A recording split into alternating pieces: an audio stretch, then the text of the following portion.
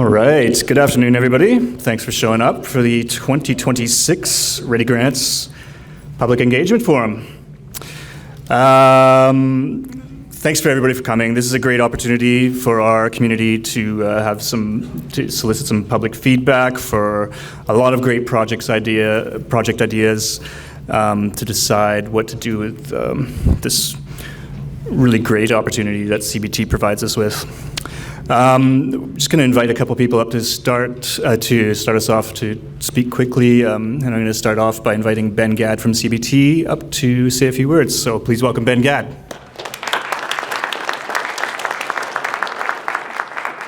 Hi everyone, thanks for coming out and providing your feedback for this program. My name is Ben. I'm the community liaison for the Columbia Basin Trust in this region, based out of Golden. I've met a few of you on my visits here, but yeah, happy to talk with anyone who has questions about the Trust and any of our programming or our purpose. Yeah, I'll be around through the weekend, or sorry, not through the week, through the session, and feel free to come and chat. Thanks so much.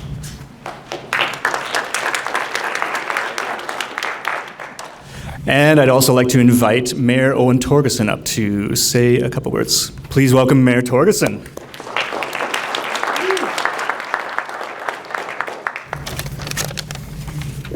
I love how the guy with the money gets a higher applause. That's good. As you know, I know your time is valuable, and for this particular funding program through the Trust, your input is just as invaluable, so I'm glad to see so many people out. I'm also here in my new role as Chair of the Columbia Basin Trust Board of Directors. The Trust mandate is to deliver social, economic, and environmental benefits across the Basin, and this is the one program that can deliver on all of those objectives through your input. I want to recognize the Village of Valemount staff, Mr. Wilson, and the team of the adjudicators. I was in that front row 13, 14 years ago, and I know just how difficult adjudicating worthwhile projects really is, especially this year when it's just slightly oversubscribed with the funding amounts that have been allocated. So hats off, and a round of applause for the adjudicators.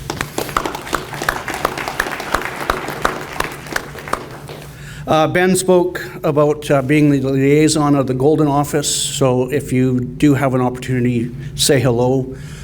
He is Valemount's in to the Trust and all of its programming, and I'm just pleased to be here and to listen to all the projects that come forward. So thanks very much.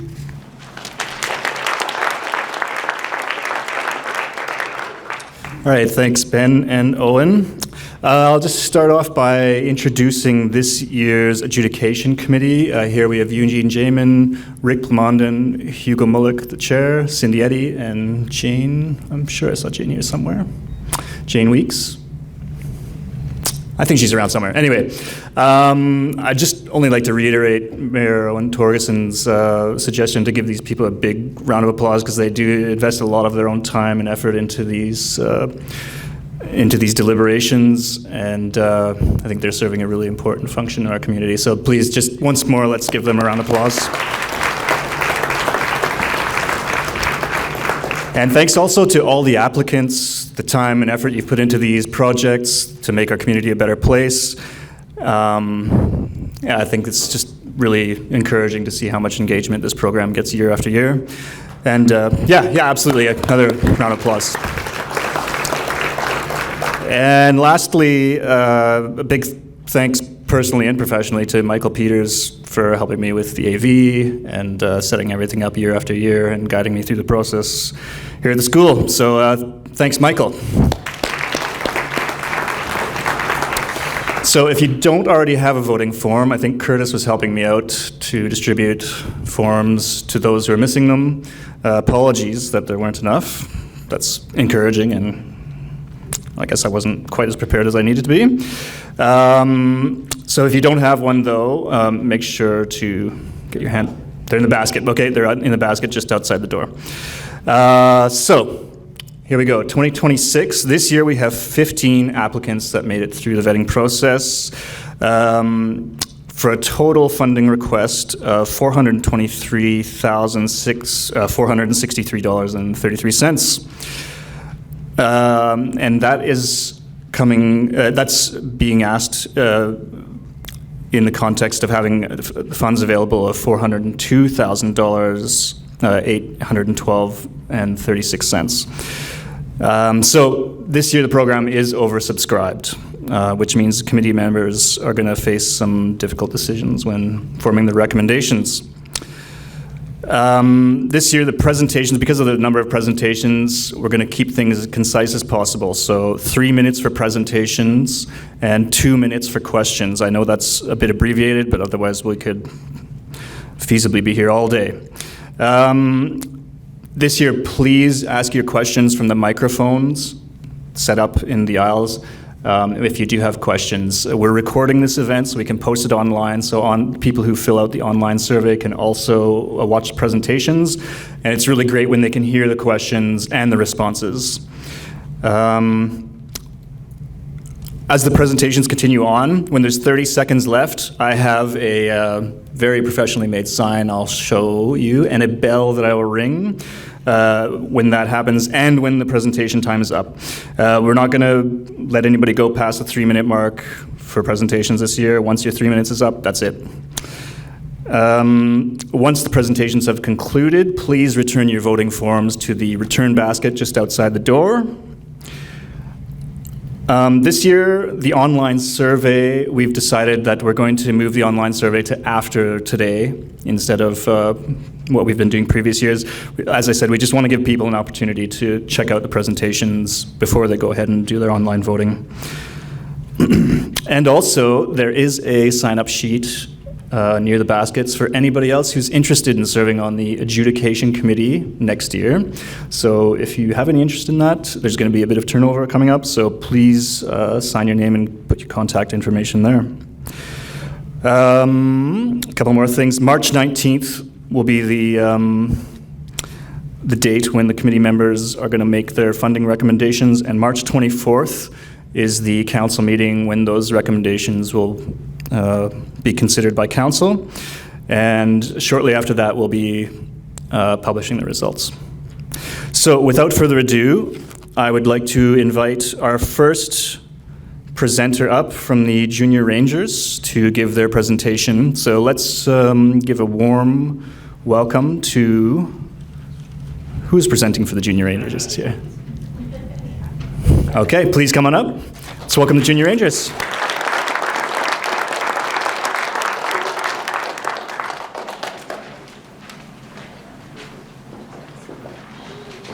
Oh, wow.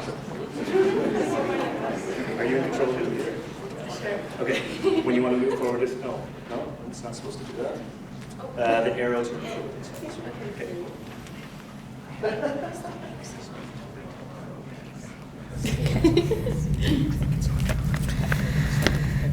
We've applied for a grant through the Junior Ranger Patrol for 2 new wall tents. We're asking for $13,959 to get 2 wall tents that are 16 by 24 feet. And then they will have attachments such as flies and porches and a cook shack. Our patrol has grown significantly over the last few years. We now have over 50 junior Canadian Rangers in both Valemount and McBride. What do I say next? Basically, everything that the Rangers do fall into 3 circles, which are traditional skills, ranger skills, and life skills. Some of the things that we've done for traditional skills are butchering, archery, cooking and prep, and tanning. For our ranger skills, we have had our first aid training learning to lead a group, navigational skills, and we also do community firewood for seniors every year. We also do our Remembrance Day every year. What do I say? What do I say? I don't know what else I need. I don't know what I need. Some of our trips we've done recently included a canoe trip out at LaSalle. We've done some cooking in under the box. There is actually our cakes that we practiced making one night. The first picture is up at Mount Robson. And where's the second one's by the lake? Oh, yeah, and the second one's out at Kimbasket Lake.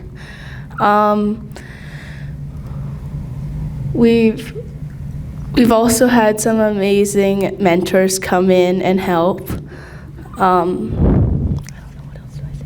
30 seconds left. Cool. We used to. Oh.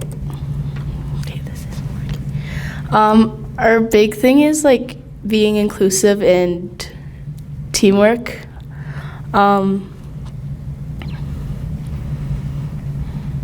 And it's created a lot of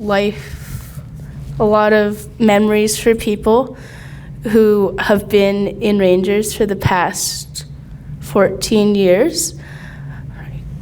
And it would be very helpful if we could get this money. Question mark? Question mark? I don't know. I don't know.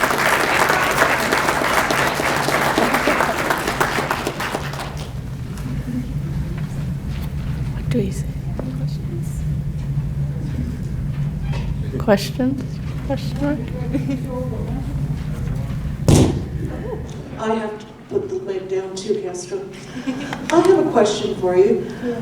Have you looked into other available shelters that would work? I know that there's a market of used tents and other shelters that may work for you too. Has that been investigated? That's a good question. Currently have the JCR program is something I'm involved in. Yes. Yes, you do.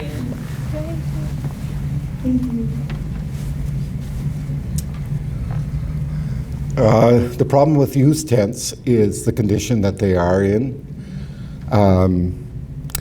We've discovered some things that, like, we cannot make the frames for the tents until we've wetted it down and then measured it afterwards because there's shrinkage involved. And I know with one of the tents we have right now, that was not the case. So that the frame is a little bit larger than the tent.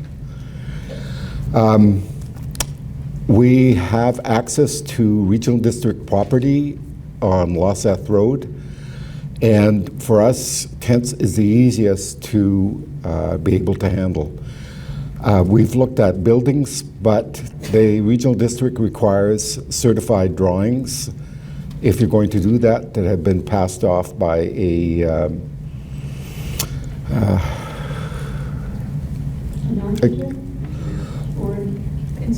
they've got to be inspected drawings. So that becomes very expensive at that particular point. We had an exercise 2 winters ago of wilderness first aid. Well, it was a real wilderness first aid course.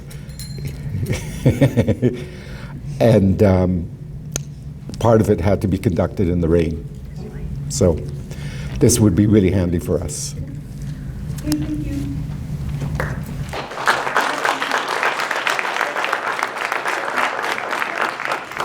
On the slideshow. Sorry about that. Apologies to the junior rangers that it was just flipping forward on its own in the slideshow. If I could invite up the presenter from the Royal Canadian Legion for the second one. Big hand for the Legion.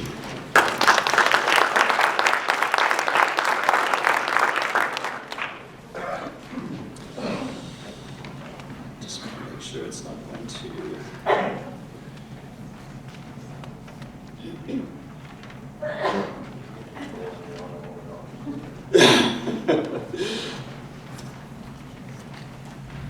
I'm just not sure how to pause it, Pete.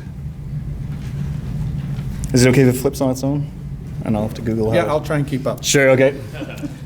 This isn't counting as part of our time. No. I'm starting this right away. 30 seconds. Good afternoon, ladies and gentlemen. I'd like to welcome everybody here this afternoon for our presentation. First, I'd like to recognize International Women's Day, so all the women in the crowd. Secondly, I'd also like to recognize all the veterans in the crowd. You know, veterans in first time. Okay, I'll go on. Branch 266 would like to thank the Columbia Basin Trust, the Village of Valemount, the ReDi Grant Committee, and the community for supporting last year's grant request to expand and renovate our kitchen at the Legion. The final result is a bright and efficient workspace that enhances our ability to provide affordable meals to our members and the community as a whole. What we're looking to do is install climate control system in the War Heroes Museum upstairs at the Legion. In the summertime, that place is quite uninhabitable even for a short period of time. It gets roasting hot up there, and we're looking for funding to add a climate control system for upstairs. Quick introduction. To my right, we have Pete Pearson, the Zone Commander. Myself, Dave Blanchette. I'm the President of the Legion and member of our Executive Committee, Linda Goodell.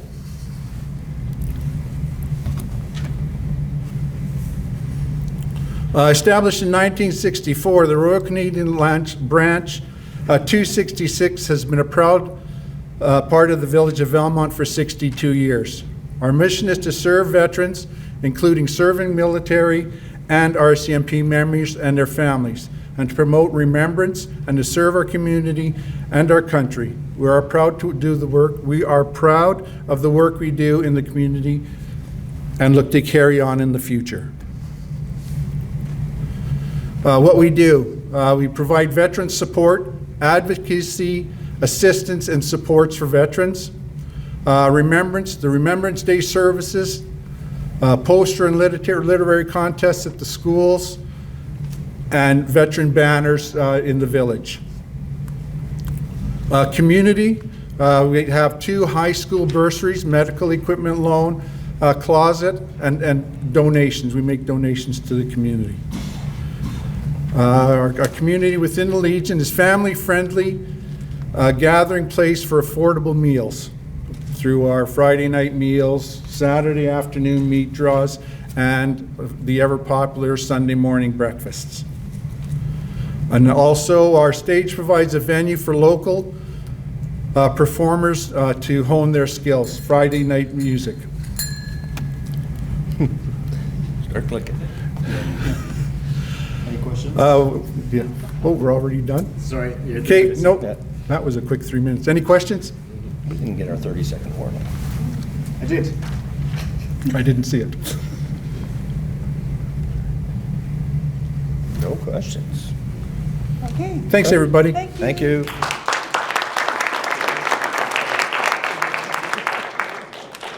Thank you to the Royal Canadian Legion. Slideshow.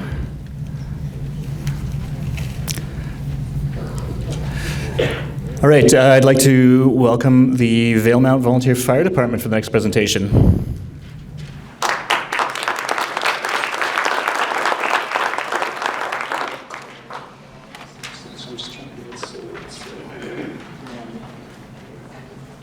All right, just click the arrow to... Hello, thank you for coming out. I'm Donovan G. I'm Deputy Chief of the Valemount Fire Department, and Rick Lalonde, the Chief of the Fire Department. We're looking for funding for an updated squad truck. The squad truck is a pickup truck.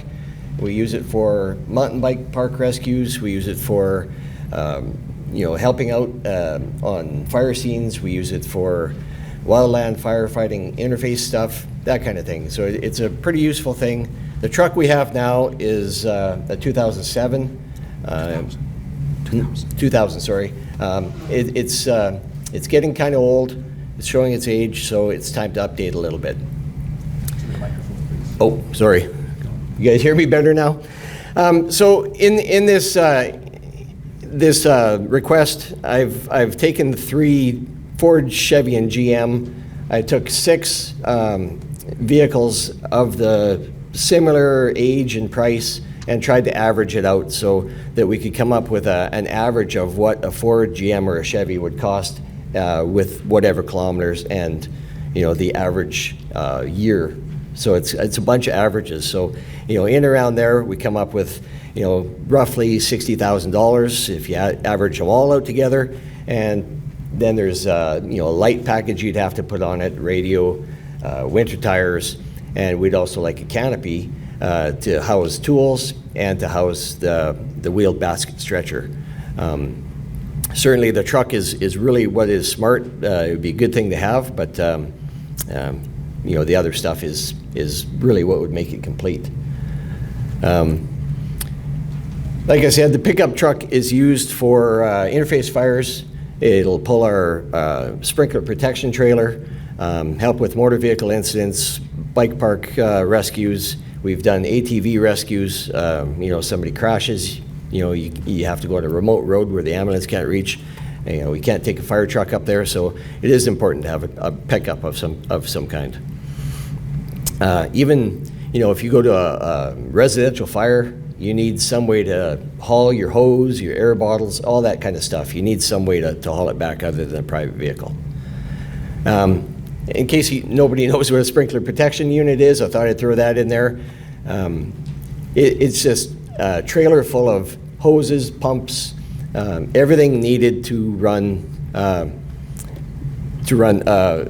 to help out with a wildfire. And that's about it. That's quick and dirty of it.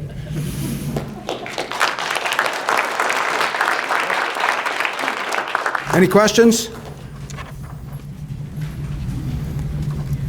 First of all, I'm going to make a statement about a misnomer that everyone thinks, of course, the regional district is the governing body, but not the funding body for Valemount Fire Department.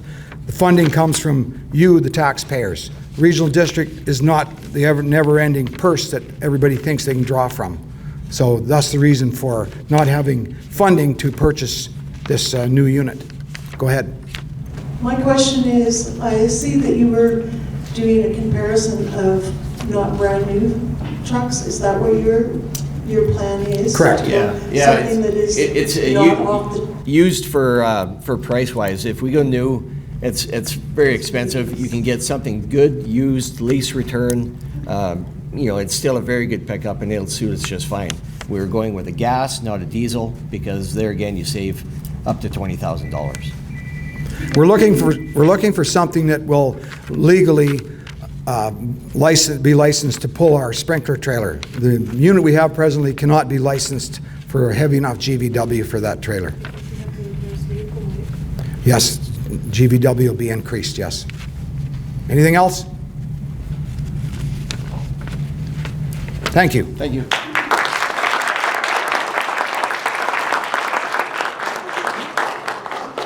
All right, thanks for that. Moving along, I'd like to invite up the Rocky Mountain Racing Association. Big hand for the Rocky Mountain Racing Association. Perfect. Thanks everyone for coming today. My name is Tamara Cinnamon and I'm the president of the Rocky Mountain Racing Association. We are asking for a grader and it really is about safe and sustainable racing at the racetrack. So it's about building on proven momentum. Our first year in operation, we brought in about 4,300 people. Last year, we brought in over 8,300 people over 5 weekends. I think one of our big thing, and I love this, is that we're accessible for all. Always on the Friday, my biggest phone call is someone calling and saying, can you save us a parking spot for so-and-so that's in a wheelchair that can watch the races? So we're consistently bringing in the largest car counts in Western Canada. That's incredible. And so a smooth track is a safe track. And so weather in the Robson Valley shifts very, very quickly. We've been fortunate enough to have the community forests and Wayron Contracting come out once in between races and grade the track for us.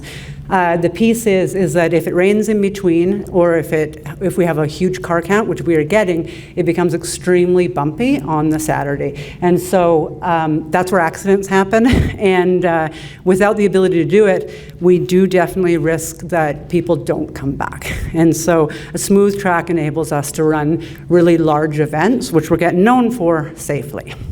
So it's about family friendly for us. And so it's before, it's after, it's during, it's being able to take care of the parking lots as well. We definitely get improved safety out of it, and we get stronger racer retention. So racers travel and return to the fastest, safest tracks. We're racers, we do the same thing. We have tracks we don't go back to because they're not safe to race on. So our economic impact is huge. So as I said, over 8,300 people raced or showed up on site in 2025. We have return visiting teams that come back every single race weekend, pushing us to do more. We're filling the hotels, fueling up the gas stations, the restaurants, and of course, all local spending. And in 2026, for the first time, we're bringing in the Prairie Dirt Touring Series, their first stop in British Columbia, and that's going to actually double our race size that weekend coming in August. So we're bringing significant tourism dollars directly into Valemount.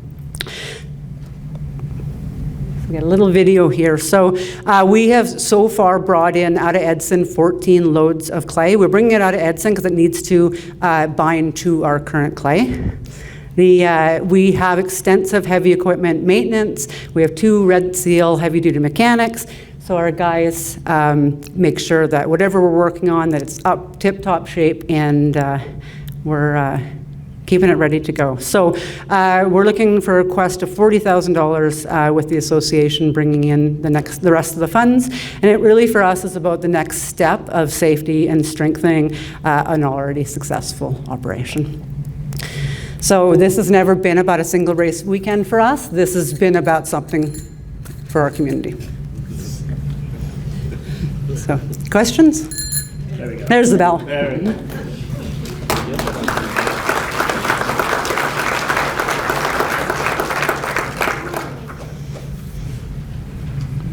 Hearing none. Thank you. Okay.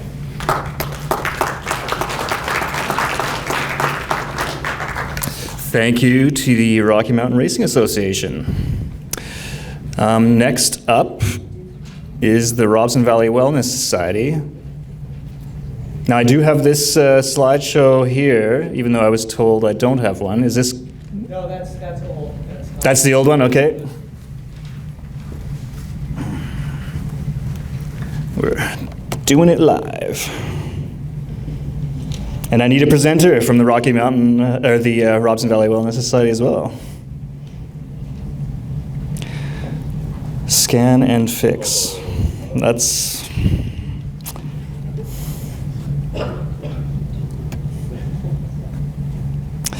At the very bottom. The very bottom, okay. All right. All right, big hands for the the Robson Valley Wellness Society. Yeah, thanks everybody. We're the Robson Valley Wellness Society. I'm Scott. This is Kat here. We were formerly the Valemount Ambulance Association, but we have nothing to do with BC EHS or BC Ambulance, so we did recently have a name change for that reason. Stuff we've done around the town that you may have heard of is we help run the caravan, and we're a part of that project that helps non-ambulatory and wheelchair-bound people get to their appointments, doctor appointments, as well as other outings. We've provided medical practice dummies and IV arms for aspiring medical students, as well as specialized paramedic equipment, such as the Pro Pack you see in that picture, which we are asking for to be replaced today, the 3 units that we do have. This is the new unit that we're asking for, the Welch Allen Connects 4400. We're asking for 3 units as well as 2 signs. It did everything the old unit does, as well as temperature as far as you're seeing there. What are the benefits of having a unit like this? It allows paramedics to take automatic BP and other vitals while on car. You can imagine going from here to Prince, that without it taking manually, there's a lot more work to do with that. And Dr. Go ahead here. Thank you. I'm Dr. Kat. I'm one of the family docs, and I just want to point out that what the ambulance has now isn't like a manual one, which is not safe and does not work in the back of a bumpy ambulance. So now you have a critically ill patient that you can't get a proper blood pressure or heart rate on. Big problem. Thank you. So this is what we are placing. This was actually funded in 2017, so about 7 years ago. We have 3 units. 2 units are completely dead.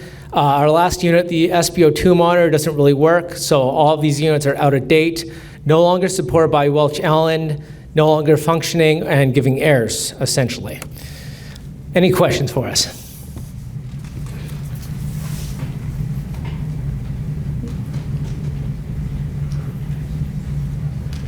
This is more of a, could you explain why you're going with those particular brand of machines?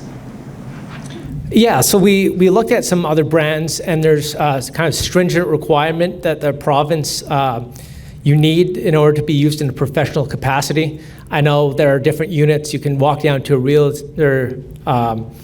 retail store, and they're a lot cheaper, but there's an extra standard that's involved to be approved by the province. And so that's what we've picked after looking at a number of different models. Thank you. This will help the people that are watching these questions and answers afterwards. Hey there, is it normal for BC Ambulance not to provide equipment for ambulance techs to effectively do their job? So right now, if we didn't have these machines, it would just be the manual BP cuffs that we'd be using. A lot of the busier centers have these life packs, which are EKG machines, as well as automatic BP machines. Unfortunately, those get moved to the busier centers in the Lower Mainland, Prince George, and there's not enough around to go around. We've also been advocating for them to come here, but it's not a priority for the province. As this was funded 9 years ago, about where we're seeing if there's funds to get it replaced here now. But yeah, I agree. It should ideally be funded by the province. Yeah, thanks for explaining that. Yep. All right, thanks everyone.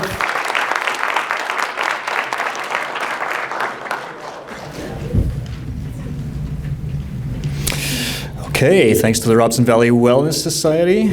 Nailed it that time. Oh, what's going on here? We've got too many PowerPoints open. Next up, not the Legion. Tourism Valemount, please. Big hand for Tourism Valemount.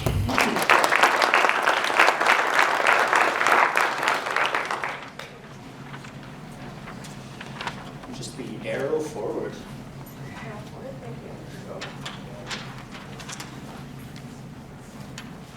Glasses. I know.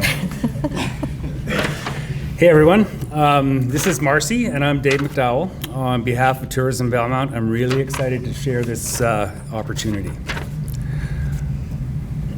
Last year, Valemount hosted the inaugural Alpenglow 100 trail running event, and it was a huge success. The local restaurants were so slammed they couldn't keep up, and many shared it was the busiest weekend of the year. The overwhelming message from participants was how much everyone loved this community's vibe. This year, registration doubled. So with families, crews, volunteers, we could be hosting up to 2,000 visitors for the weekend. So, our plan is to make it a festival. create the Alpenglow Marketplace on Friday and Saturday with food trucks, local artisans, crafters, live music, plus an ultra fun kids zone with bouncy castles, face painting, and tons of fun activities. Our idea is to draw everyone to a space right downtown and build a kids zone in Centennial Park. So, like how awesome would it be to have everyone checking out the local businesses, mingling with locals, listening to live music, eating great food, and the kids having their best day ever. Our goal is to bring visitors and locals together for the weekend. Give everybody more dining options, energize the downtown, and provide families with more activities to enjoy. We want to showcase Valemount's vibrant downtown and strengthen the connection with this growing tourism market. After last year's weekend, we got some great visitor feedback. Local restaurants were maxed out. So this year, we're adding food trucks and local vendors to the heart of the downtown.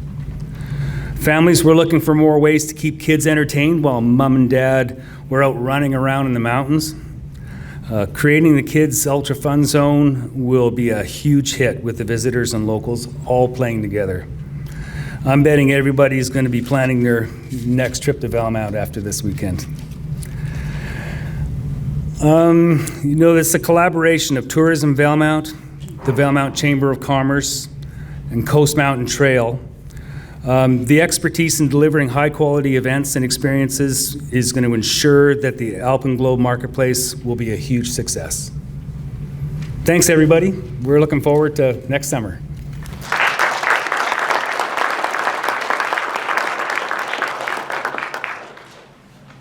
Questions?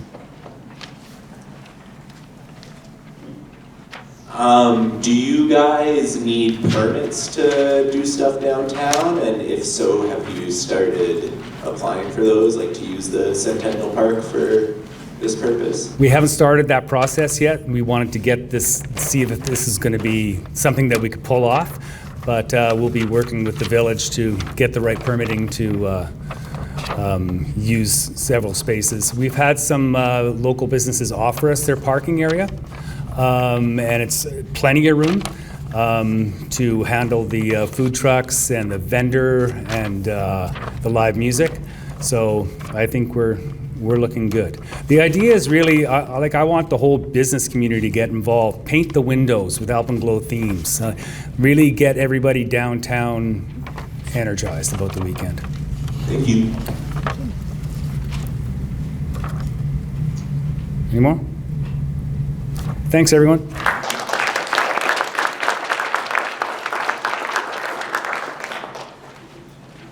Okay, thanks, Dave and Tourism Valemount. Next up, the Valemount Climbing Club. Big hand for the Climbing Club.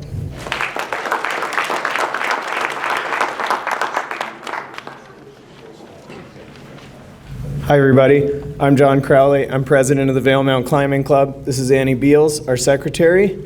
We're asking for funding this year to improve our facilities for climbing. So who we are. Our mission is to promote the sport of rock climbing and create community spaces where we can climb. Our vision is to foster a community of climbers, excited to explore indoor and outdoor aspects of the sport. We value diversity and inclusion.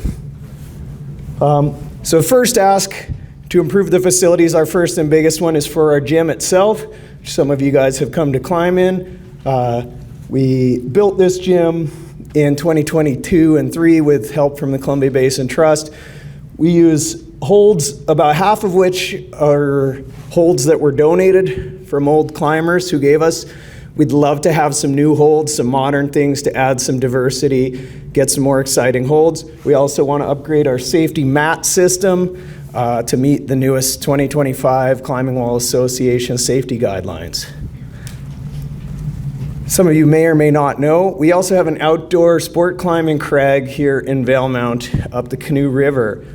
This is not associated with our club activities in the gym, but us who are into climbing have volunteer maintained this crag and this area for the last 12 years at least. This area was built, the routes were built by guides from CMH during the during the summer heli hiking program years ago. The routes were built, they're still good. We have been cleaning it, but we want to replace the anchors at the top with new stainless steel chain hardware for safe lowering after you're climbing there.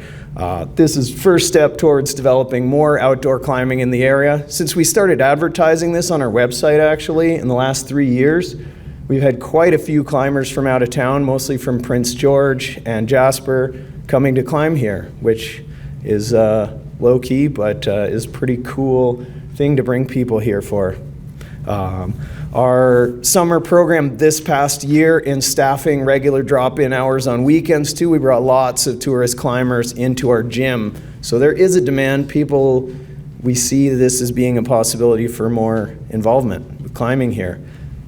The third thing is that we'd like to have a little funding to fence off an area behind the climbing gym in the yard in the back of the trading post for a barbecue patio area that we can open up during the summer and for event rentals to keep people sticking around longer and being more social while they climb. So 3 connected projects, we got a breakdown. There'll be lots of volunteer in-kind value going into them, as well as the $19,000 that we're asking for from the CBT. We hope you guys can support us.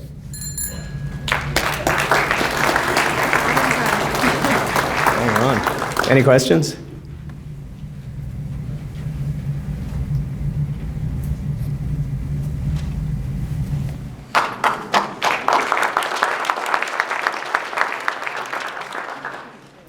Right on, thanks to the Climbing Club.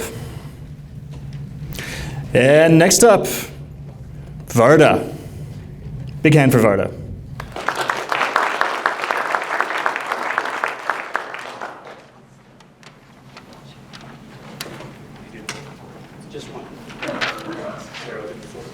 Okay, thanks. Hey everyone, I'm Tanner. This is Randy. We're presenting on behalf of Varda on the Local Trails, Local Jobs, Locals Initiative. Lots of local. So building off last year's success, the project is an early seasons employment trail rehabilitation, signage, health and safety initiative that will extend the working season of Valemount's local mountain bike trail crew by an additional 7 weeks. The project focuses on restoring aging trail infrastructure within the Swift Creek Trail Network, which is a favorite amongst locals. It will address two main points of feedback that we received during our fall member survey: the bathroom facilities and wayfinding signage throughout the network. Valemount Bike Park is one of the community's largest summer attractions, drawing thousands of visitors each year. The Swift Creek Trail Network is a special place that is heavily used by local residents for biking, hiking, and walking, and offers our locals a quiet, less tourism-focused riding experience. This project will allow the trail crew to access the area earlier in the season and begin improving trail surfaces and corridors as soon as conditions allow. The main goals of this year's project are to create long-term, well-paying local employment, extend the trail crew season by 7 weeks in the early season, and benefit locals and visitors alike, rehab the aging Swift Creek network, improve drainage, trail tread structures, safety, ride quality, update wayfinding signage throughout the trail network, which was as per the survey, and add 2 outhouse facilities at our main bike park staging area, as well as per the survey. We'll also support community well-being and recreational access and local stoke. This is all about locals. We feel the signs, I'm going to skip that one. The trail network has become a part of daily life for many residents, and for many of the newer residents, it's the main reason they came to the community to live, work, and invest. It's also become a key economic driver. Each summer, thousands of visitors come to ride, and their spending supports local businesses, accommodations, restaurants, and services. This project protects trails locals rely on while supporting local jobs, businesses, and long-term health of our community. This is a cost breakdown of The project, we're asking for $25,000, and Varda is inputting about $4,400 to the project. And while we're only talking about 7 weeks early start here, Varda is committed to keeping our local trail crew working till September, so the entire year. Thanks.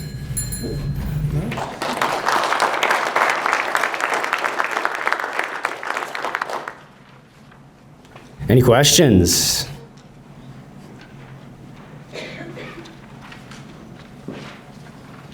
Year after year, Varda's up here asking for money. Snowmobiler has to pay $30 a day to ride a trail. Why are you guys not charging to ride the trails the same? So we're in talks with the rec sites and trails. That hasn't been done yet in mountain biking, but we do believe that, and I know Curtis has said multiple times, we're going to be the first ones to charge for mountain biking. It's not industry standard yet, but we totally agree. These trails don't build themselves, they don't maintain themselves, and users need to pay. So it's definitely in the works. Thanks for asking the question. Some of us do pay the bike park membership every year, but it's not mandatory. Yeah, that is true. We do have membership, just like snowmobile membership. That isn't mandatory. It's definitely promoted, but you can't, we don't have the means to make everybody pay for that membership at this point. But we're going to. We're going to be the first. Woo! Thanks, everyone.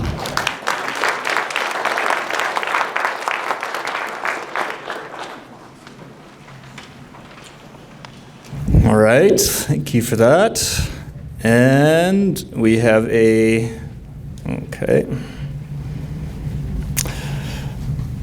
second Varda presentation. Big hand again for Varda.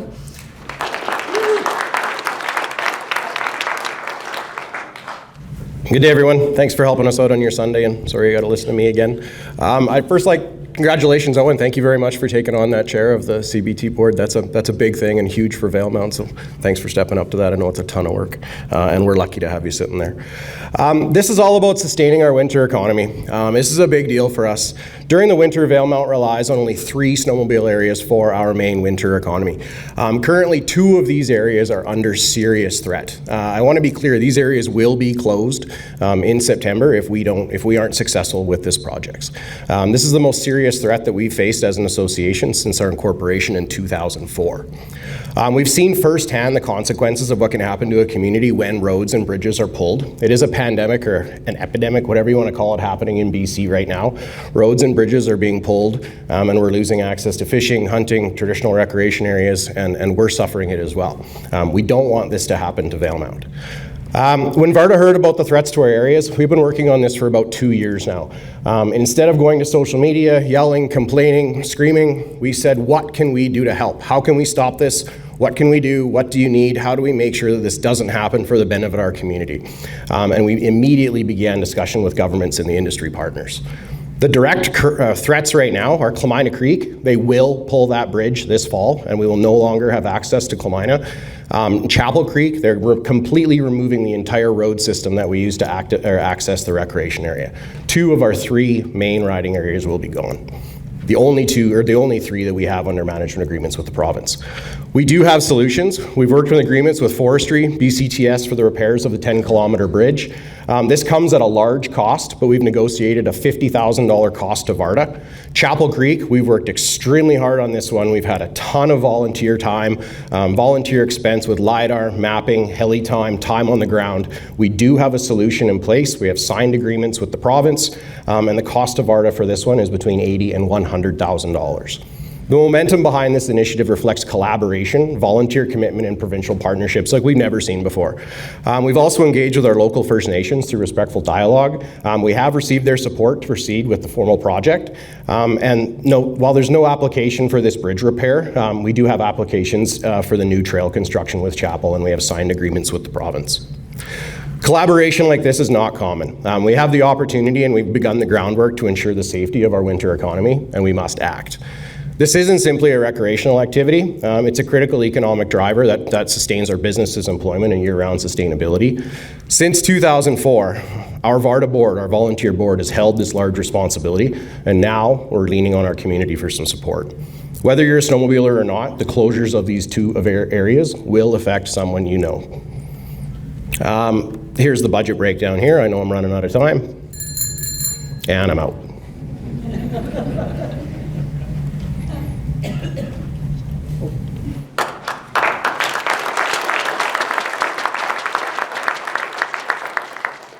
And very happy to answer any questions you have.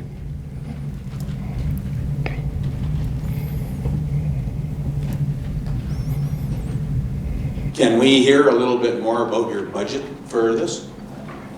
Yeah, absolutely. So basically, these expenses are large. The Clemina Creek Bridge repair, as per our signed agreement with the government, is going to cost VARDA $50,000 flat rate. The government will be contributing the remainder of that, and that will go for a 20-year lifespan on that project. We've already had we also have to put down a $10,000 bond for the use of the Clemina Creek FSR, as we're now taking on major responsibilities for that road. And then the Chapel Creek Trail adjustment is we've used donated LiDAR from one of our sponsors, which was a $20,000 donated project cost. And we've flown over the entire area, and we've looked for historic road systems that are away from any water source for environmental sustainability. We've found old road sources from the front and the back, and we only have to create about, I think, 600 meters of new trail out of this 7 kilometers of trail construction. The rest is rehabilitation and regrading and upkeep. And again, this project is very expensive. This is the agreements that we've had with the province, and this is the portion that VARDA has to pay.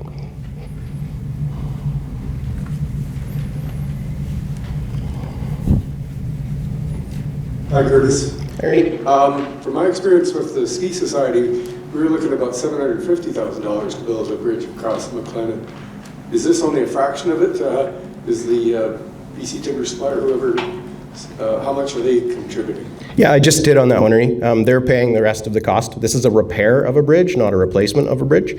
So we are paying $50,000, and the government is covering the rest of the cost. Thanks, everybody.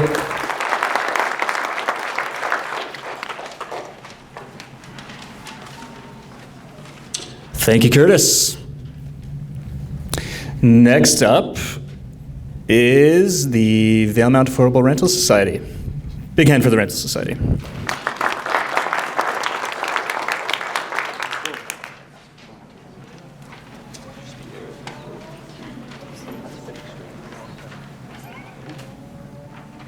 Hi, I'm Corey, administrator with Valemount Affordable Rental Society, and I'm just going to say VARS.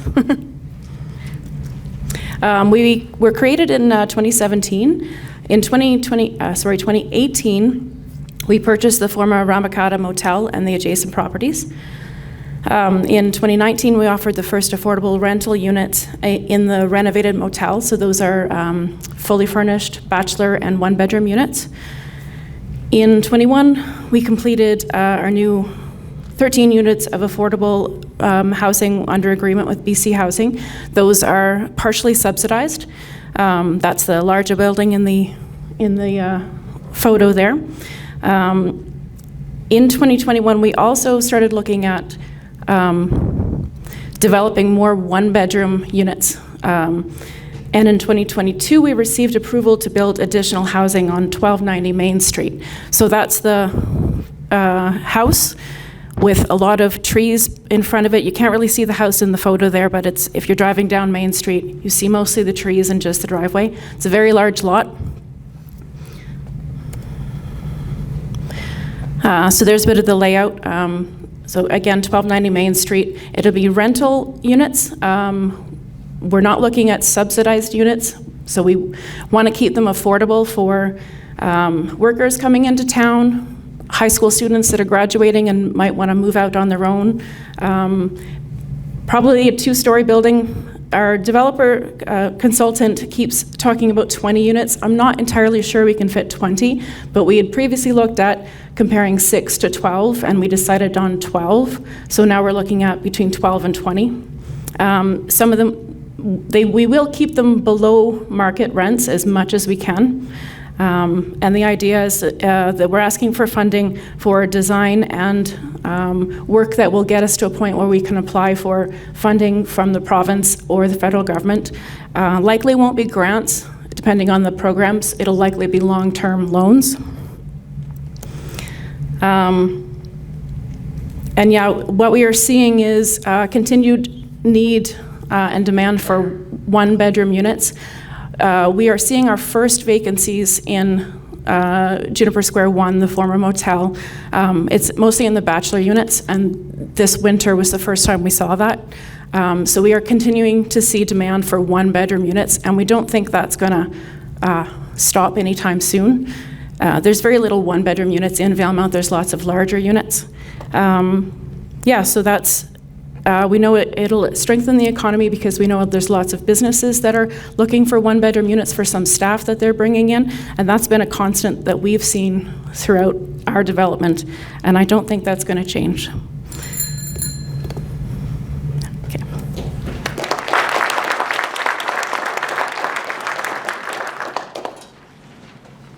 Any questions?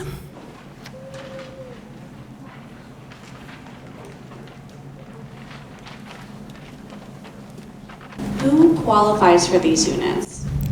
So the subsidized unit, the larger, that building right there, we do have to income test, and there's lots of rules that BC Housing has around who we allow in that building based on rents and family demographics. But our house and the original former motel and the new units we're planning won't be subsidized. We won't have those sorts of rules. We'll be looking to house local people that are coming to work. We'll be aiming to keep the rents as low as possible, but we won't be doing income testing. And will this only be long-term rentals, or will you have short-term available as well? We offer, in Juniper Square 1, we offer as short as 3 months. And the idea is that if somebody's coming for a job that is short-term, or maybe they're taking a job that they don't know that they're going to, there's a probationary period and they don't want to commit to longer. But we don't offer anything shorter than 3, and I imagine we'd probably do the same with the new building. Thank you. Thanks.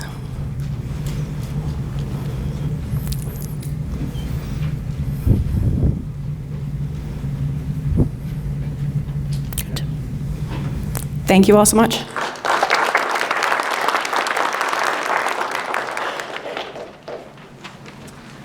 Okay, thanks to Corey and the Affordable Rental Society. Next up is the Valemount Entertainment Society. Big hand for the Valemount Entertainment Society.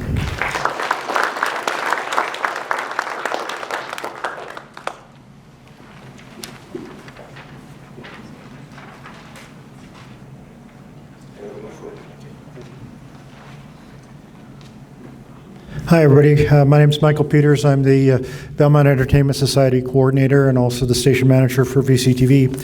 We have a couple of projects this year that we're doing. First of all is if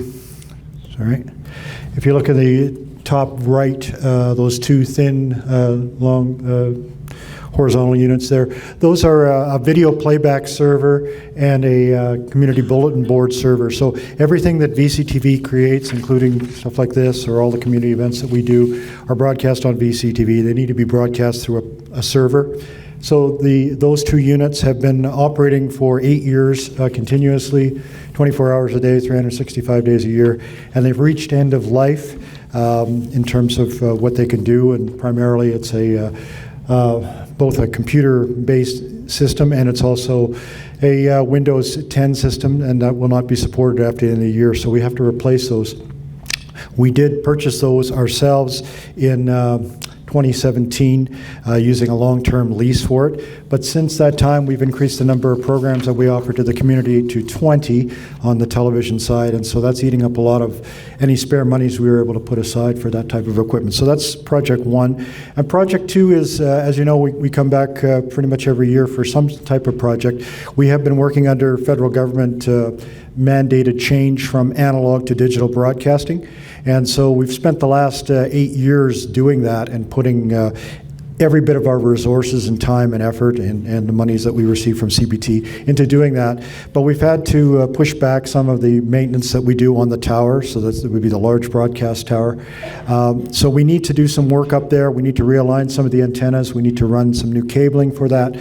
We need to work on the satellite dish. We had to put in a smaller dish temporarily, and we need to move back to the larger dish and realign it, and also to optimize the signal and to do some general site cleanup of old antennas and things that are no longer needed that we've been pushing off for a number of years. That will provide some local work to the Source Tree Service and their big lift truck and a crew for a period of time. So that's the two projects that we need to do. They both need to really get done in an urgent way this year so that we can continue to operate and provide 20 channels for the community and also the radio channels as well. And part of that is we will be optimizing the signal and hopefully getting an even better and stronger signal for both radio and TV for that. And our ask this year is $42,600 for the total. Thank you. And happy to answer any questions. Does anyone like to volunteer to go up the tower? That's please let me know afterwards. It's only 100 feet. Hi, Mike. Thanks. I love the work that VCTV is doing. I understand its need and its benefit. As you mentioned, the community's put in a significant amount of investing into this system.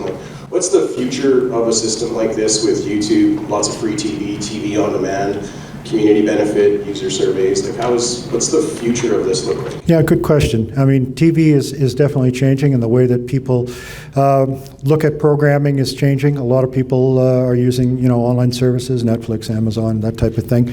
And so we as a board, our board of directors is investigating that. We actually have had some discussions on where we go from that in terms of what we can offer as a community. I think what we want people to remember, this is a community service, so we want to provide a service that is both useful to the community but also affordable, much more affordable than other things. And so what we offer from the TV side is, put up a small antenna and you have the TV there and available. So if we're going to get into offering different types of programming, we want to make sure that we can make it affordable so that people don't have to pay $100 or $200 a month for satellite services and that type of thing. So very good question. We are looking at that and trying to diversify and see where we do go in terms of the changing needs of consumers and viewers.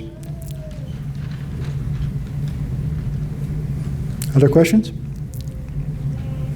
I want to thank you very much for your continued support. Appreciate it.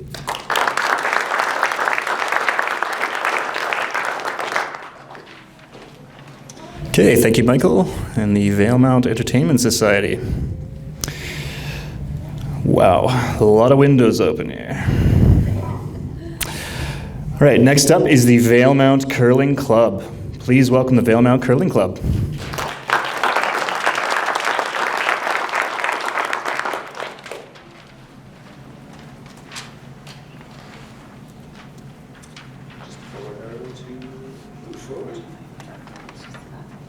Yeah.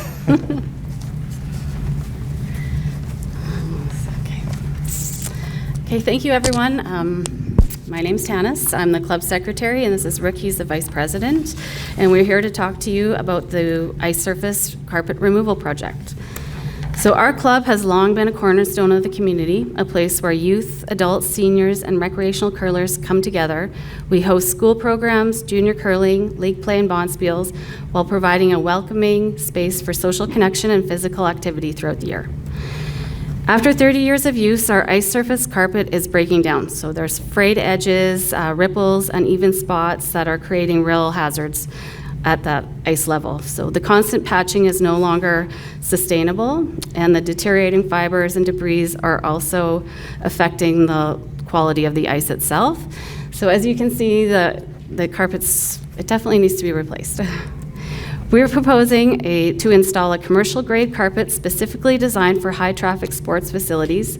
The new carpet will offer improved traction and stability, be moisture-resistant and easy to maintain. With an expected lifespan of over 20 years, installation by a qualified local contractor, this upgrade will ensure long-term safety and reliability for everyone who enters the club. So this is our budget. The total budget is $18,220.28. It includes the new carpet, equipment, installation labor, removal, and disposal of the old carpet and GST. We carefully planned every aspect to ensure responsible spending and maximum benefit to our club and the community. We're ready to begin as soon as the ice comes out. We have our quotes in place, our volunteers lined up for cleanup and installation. The equipment and disposal logistics have been arranged, and scheduling the work in the off-season will ensure there's no disruptions to the club activities. So environmental and community responsibility is at the heart of this project. We've selected long-lasting materials to reduce future waste and are committed to the responsible disposal of the old carpet. By supporting local contractors and suppliers, we're investing in our community's economy. So this project will improve safety, accessibility, enhance the ice quality, reduce maintenance demands, support community programming, strengthen our ability to host events. We believe this initiative aligns with the CBT ReDi grant priorities: public safety, accessibility, community benefit, and long-term visible improvements. This project is not just about replacing carpet, it's about building a foundation for years of community pride and connection. So thank you everyone for considering our application and your support to help us remain a vital hub for connection, activity, and wellness in Valemount, and ensuring our facility stays accessible and safe for everyone. Thank you.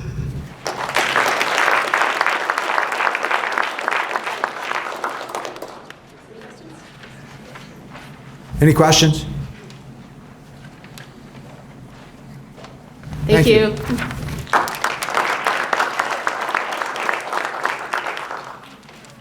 Right, thanks Tanis, thanks to the Curling Club. And next up is the Valemount Community Sports Day Association. Please, a big hand for the Community Sports Day Association.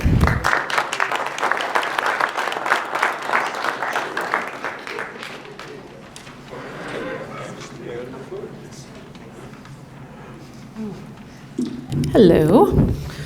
I'm Laura Kyle, and this is Rashmi Narayan. We're here on behalf of Valemount Days, and most of you probably are aware of the festival, but I'll just go through some of the aspects of the festival that we feel are really important. It is a community festival that's been going on a very long time, and some of the things that we love about it are that it brings people together of all ages. It's a place where we can showcase local talent, music, artists, sports. In the parade, we have all kinds of creativity that comes out there. And one of the things that's important for us as well is just keeping it free for everyone so that no kids or families are turned away due to lack of funds. We lean a lot on partnerships. So this is, I'm not sure if people know the amount of work involved, but it is a ton of work. And one of the things that makes it possible for our very small committee is partnering with other organizations who do parts of the weekend and the different events. So there's a list here of some of those organizations.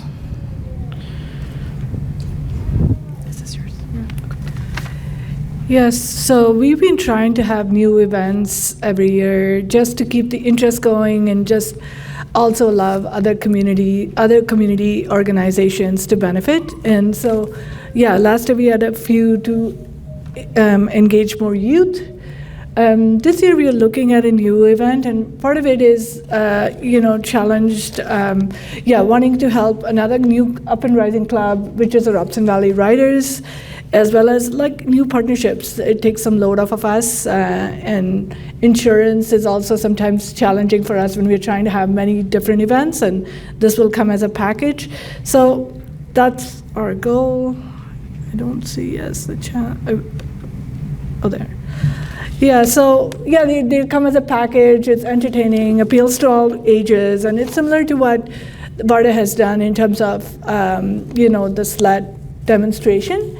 And it'll help bring more interest in dirt biking, and the club is trying to host dirt biking school and other events. So we found some diminishing interest for like logging sports.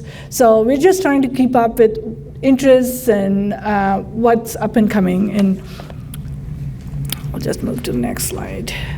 And the budget, our whole event budget is $30,000, so we are asking for $16,000 for some of the regular events as well as Ride the Vibe, that is bringing in riders. They'll bring the whole package and set up the ramps and fencing. They look after insurance, which is a big plus, and we'll raise the rest of the money through grants, and some of them have been approved as well. Yeah, thank you. Any questions?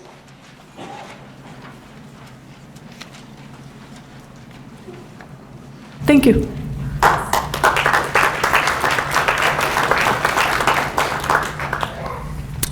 Thanks, Laura and Rashmi, and to the Valemount Community Sports Day Association. Next up is the Valemount Senior Citizens Housing Society. Big hand, please.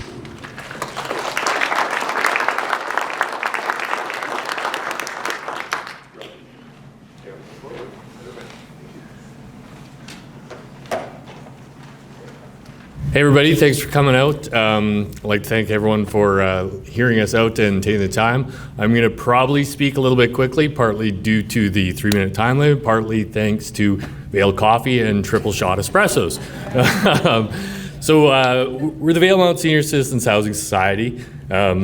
Basically it's myself and Claudia Frost. The rest of us is volunteer board, volunteer drivers, volunteer services. So we're really a small group managing a large program. What we offer is the affordable housing to seniors here in Valemount, as well as the Meals on Wheels program. So we actually manage 4 different facilities in 3 different locations. We've got our old Gold Years Lodge, we've got the 4-plex and 6-plex out on Cedar and 3rd, and then we've got our new building right next door. So we do offer quite a bit of, in terms of location and services we provide to people.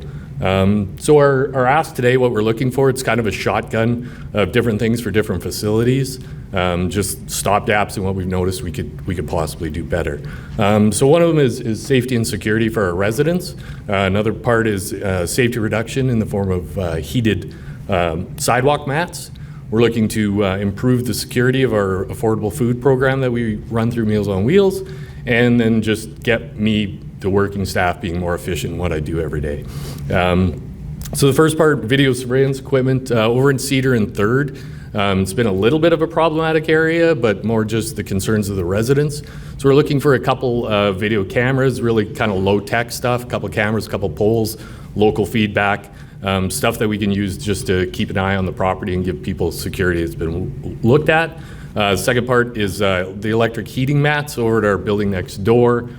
We've got modern day heat pumps. We didn't know they came with effluent disposal as well, or offlow. So we've created a little bit of a problematic area in terms of a never-ending ice rink that's on the corner of our property.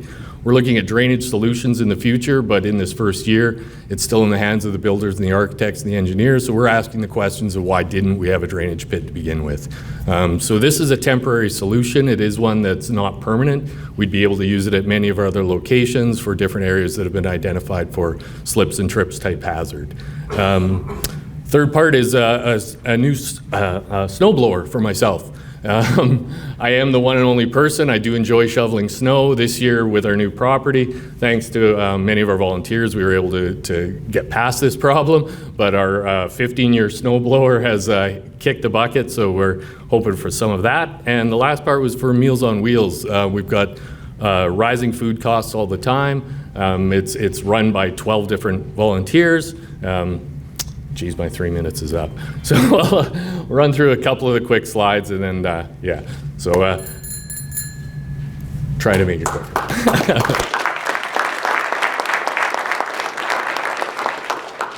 Any questions? All right, thank you very much.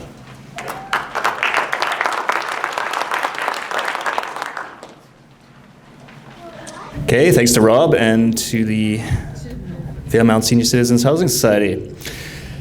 And last but certainly not the least, the Yellowhead Outdoor Recreation Association. Big hand for Yora.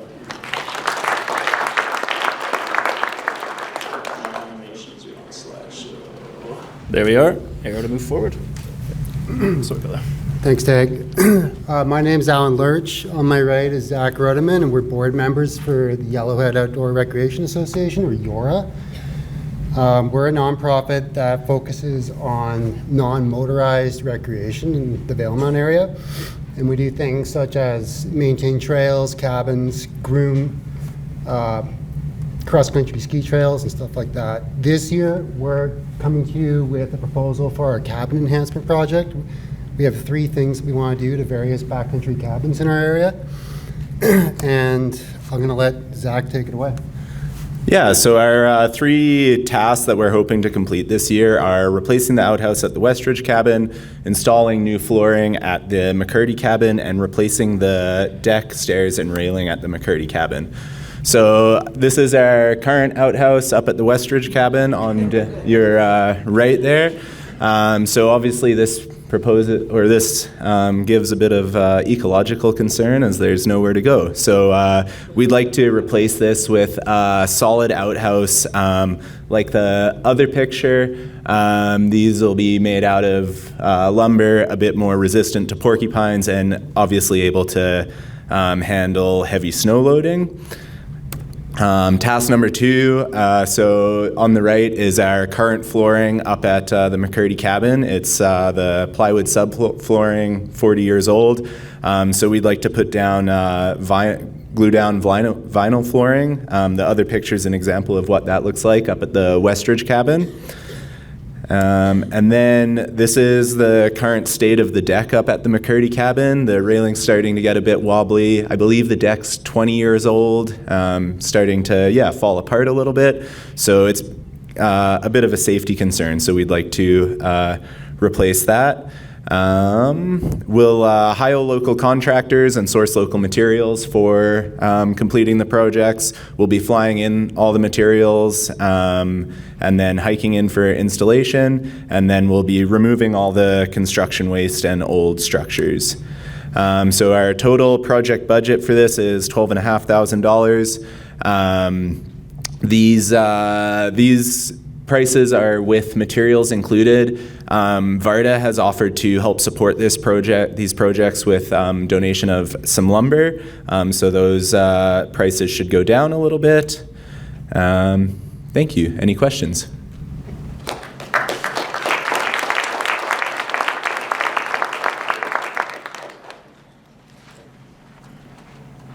Thanks a lot.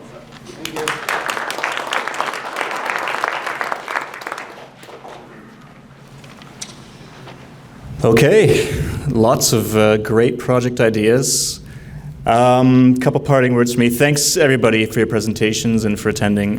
When you're on your way out the door, please drop your questionnaire forms in the return basket just outside the door. If you haven't already, or even if you have, I would suggest returning to the concession on your way out to make a donation and to indulge in some very tasty treats. And one last thing from myself, I just want to thank everybody for the time and effort you've all put into this, from the committee members and the project applicants. I just see in this room a collection of volunteers and residents that are really making our community a better place. So I think you should all give yourselves a big round of applause right now for all the time and effort. So thanks again for attending, and that's a wrap. Have a great afternoon, everybody. Thanks for your time.